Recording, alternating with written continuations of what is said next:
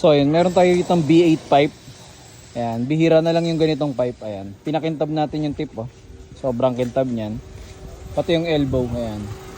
Tapos pinarefiber din to, pre-repaint na rin to, ayan.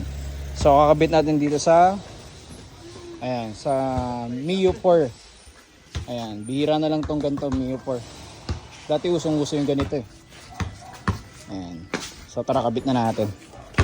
So try natin ngayon pakinggan yung V8. Actually nakakalkal na to. Silent killer to, ayan, V8. Bihira na rin ganitong pipe. Kung meron kayong idea, ayan. So ayan, sige nga sir. Try ako, pabilit ako to.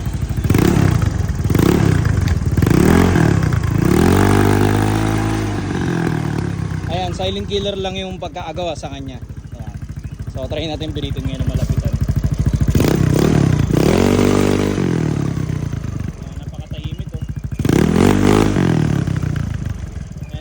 Mag-restore ng V8 pipe.